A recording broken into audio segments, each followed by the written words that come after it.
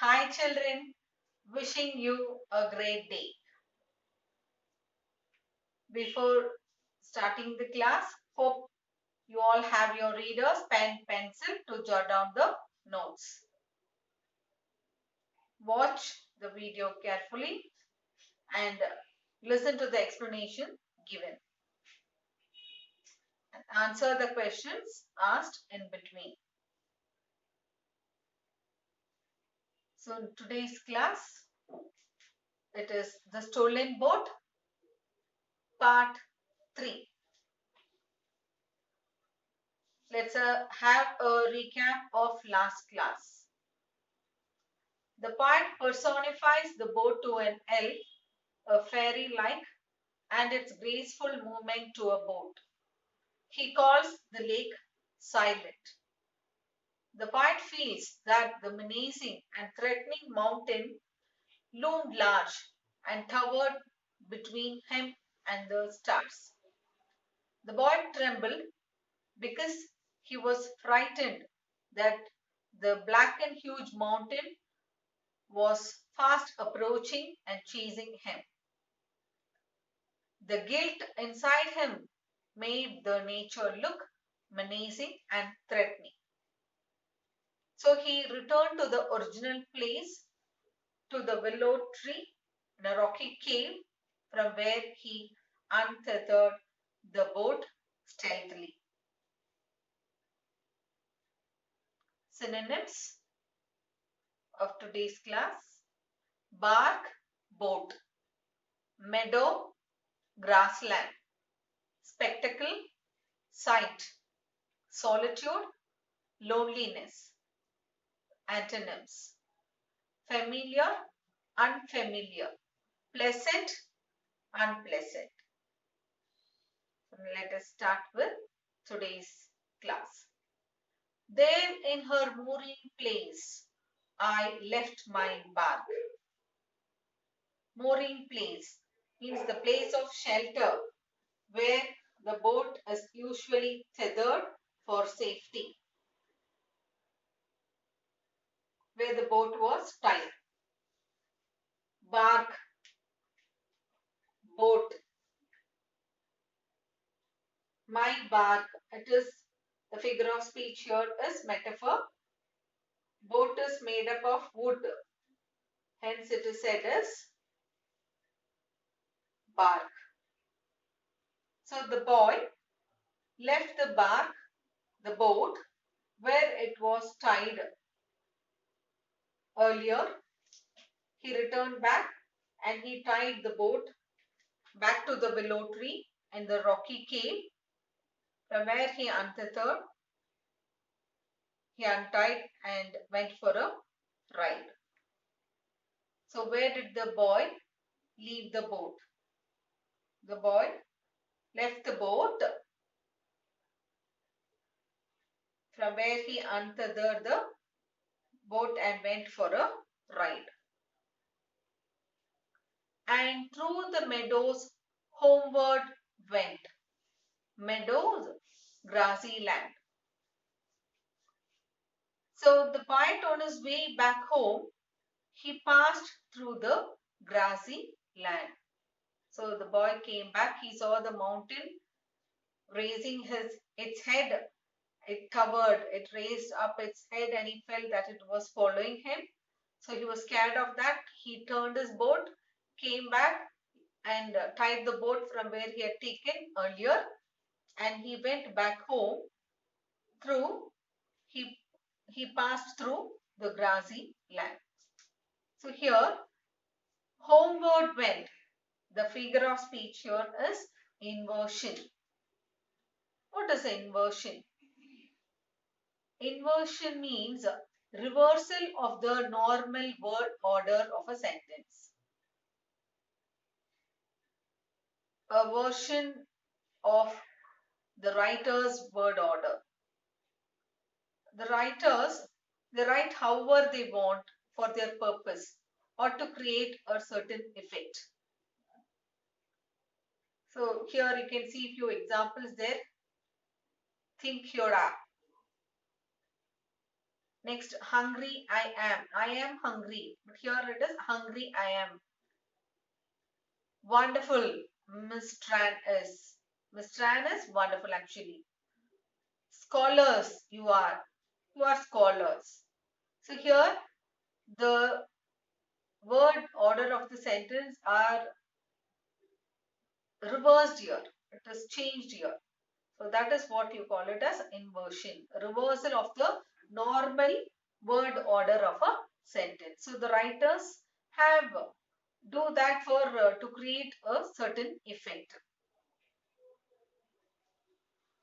So in certain cases we can change the word order to verb plus subject. Generally we write subject plus verb, but in certain cases, especially the writers, they do that to create a certain effect, and this is called as inversion. So here two examples are given here. Off walked the dragon into the sunset. The normal word order is the dragon walked off into the sunset, but here it is inversion. Off walked the dragon into the sunset. And next example, never have I heard such a ridiculous story. So normal word order is I have never heard such a ridiculous story, but here it is reversed. So it is called as a inversion. Okay, the reversal of the normal word order of a sentence is called as inversion. So here you can see, and here in this sentence you can see, and through the meadows homeward went. Okay, so here I went homeward through the meadows. That will be the correct way of writing. So, but here the poet has done to create a certain effect. So that is why it is called as a inversion.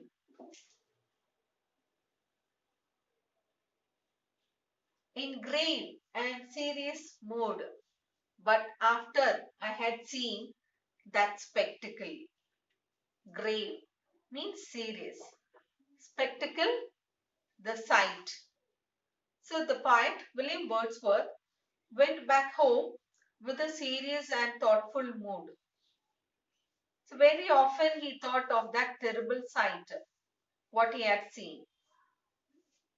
Now a question here. What was the terrible sight, or what is that spectacle? The terrible sight was he felt that the black and the huge peak towered and was fast approaching him and chasing him. So he went back home with a grave, serious and thoughtful mood, and but after I had seen that spectacle, after he had seen that terrible sight. For many days my brain worked with a dim and undetermined sense of unknown modes of being.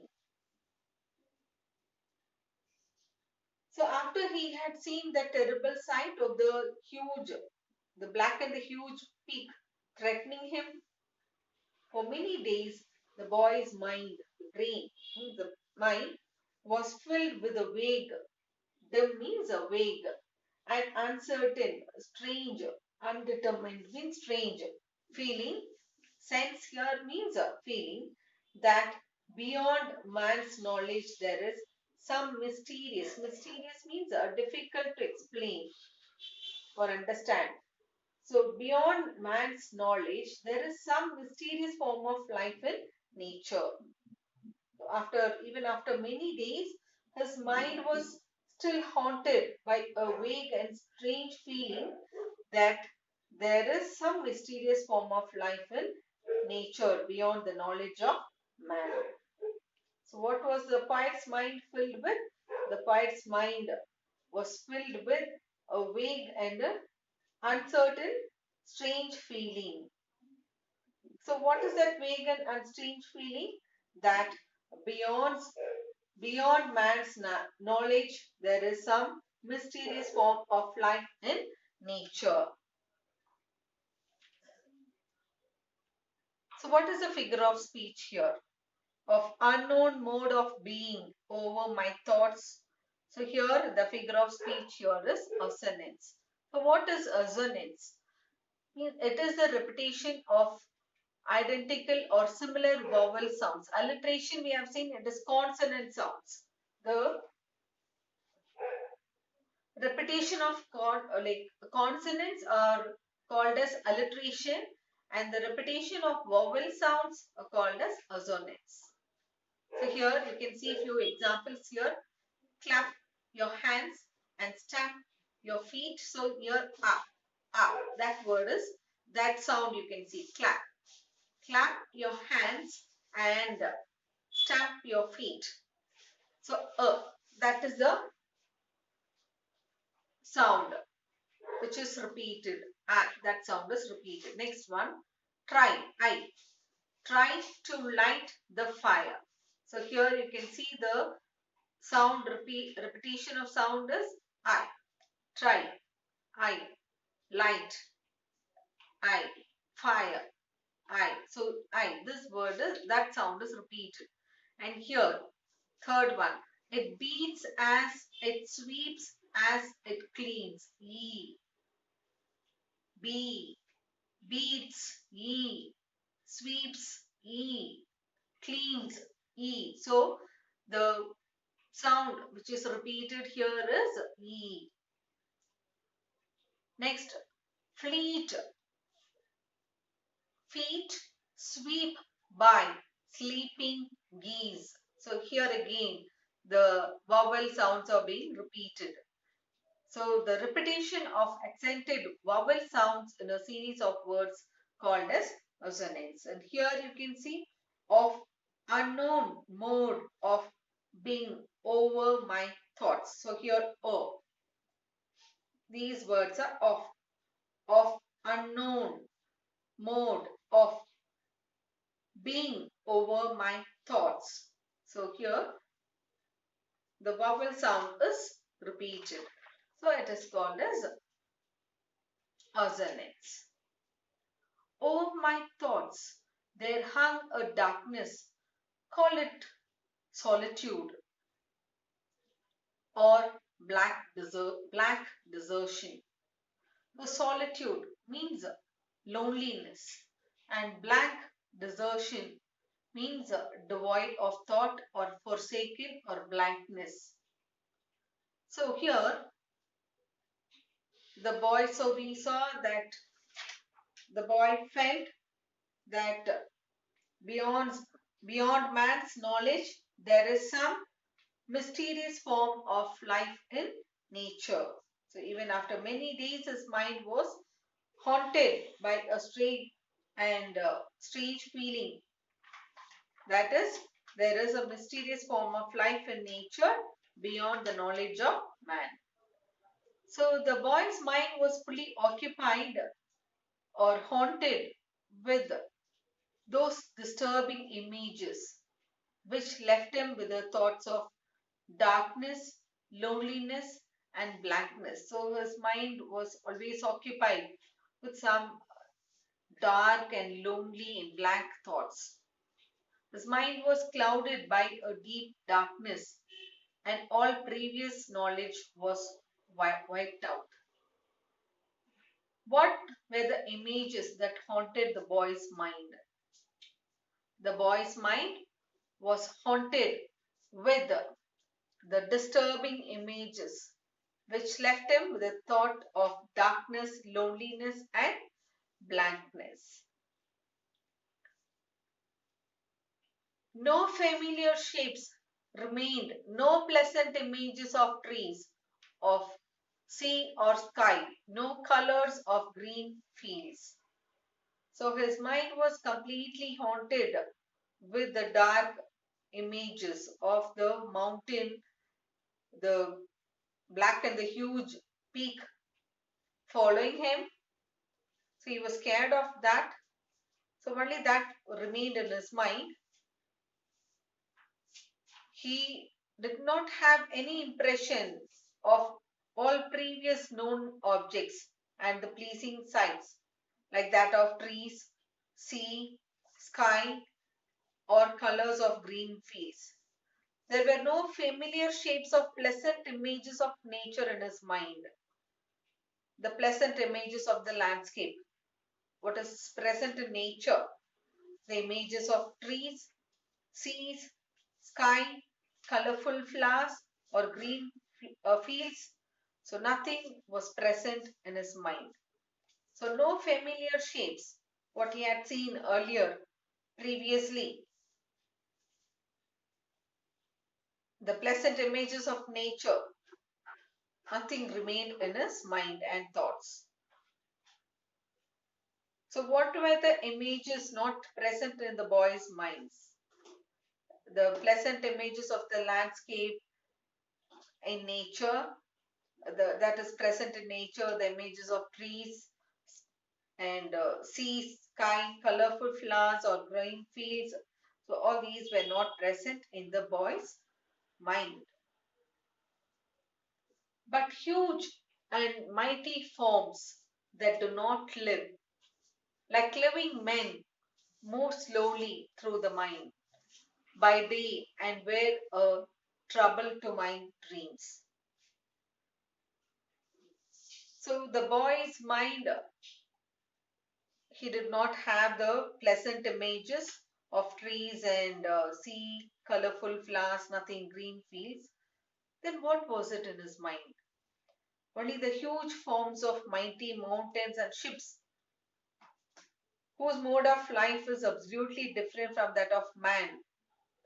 These haunted the boy's mind during the day and also troubled him at night in his dreams also.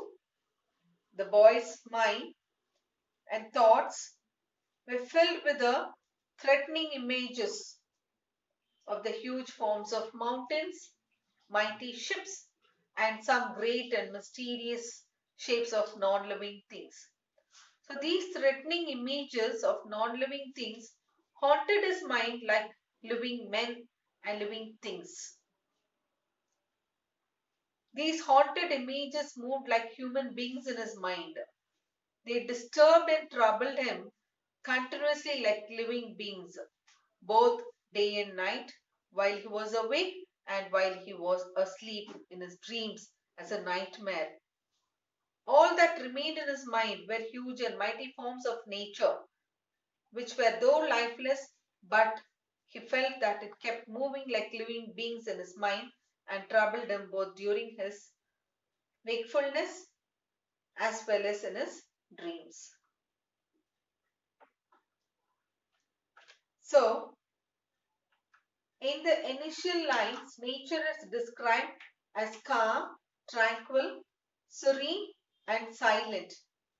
But when the guilt in the poet increases, the mood of the nature also turns from peaceful to threat and menace. So the predominant emotion recollected by the poet in his boat experience was fear because of his inner guilt. As the poet got into the boat and rowed, he was highly excited with the process of rowing the boat. But during the return trip, he was in a fearful mood and pensive, a frightful mood. The guilt in him had emerged as the large mountain looming ahead and chasing him. Thus, in this poem, the poet narrates an experience of his boyhood which left upon him a profound awareness of the wisdom and spirit of the universe. Now, a question here. How is nature described in the poem, The Stolen Boat? Nature is described as calm, tranquil, serene, and silent. But when the guilt in the fight increases, the mood of the nature also turns from peaceful to threat and menace. Explain the poet's mood before he got onto the boat and his mood during the return trip. As the poet got into the boat and rowed, he was highly excited with the process of rowing the boat. But during the return trip, he was in a fearful mood and pensive, a frightful mood. The guilt in him had emerged as a large mountain loomed ahead and chased him.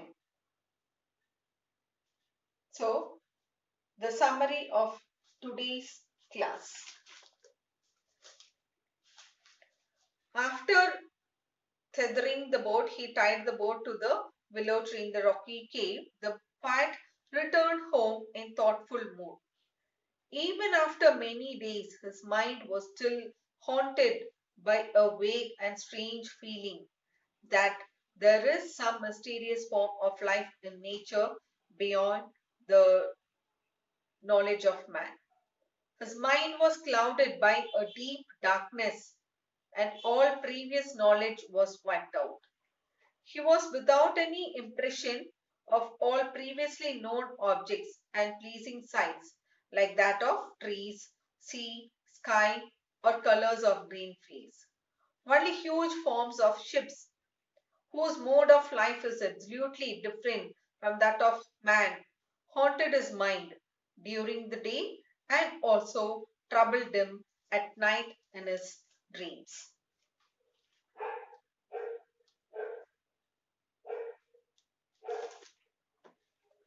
Fine, children. Now we have completed the poem, The Stolen Boat. Watch the video carefully, twice or thrice, listen to the explanation and answer the questions asked in between. And the figure of speech here is simile, like. Get the word there, like. So here, huge and mighty forms that do not live like living men. So here it's simile.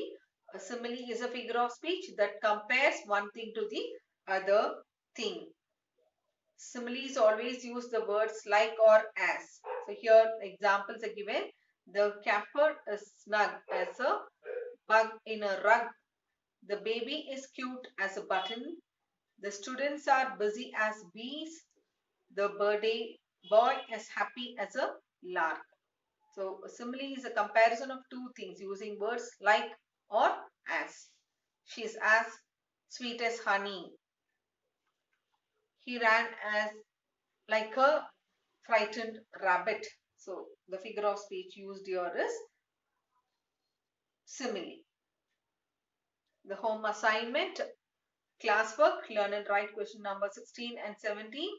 Paragraph writing, question number 3. It's page number 117. Homework, explain the poet's mood before he got onto the boat and during the return trip. And question number 2, how was nature described in the poem, The Stolen Boat? Do the homework and post it tomorrow without fail. Thank you.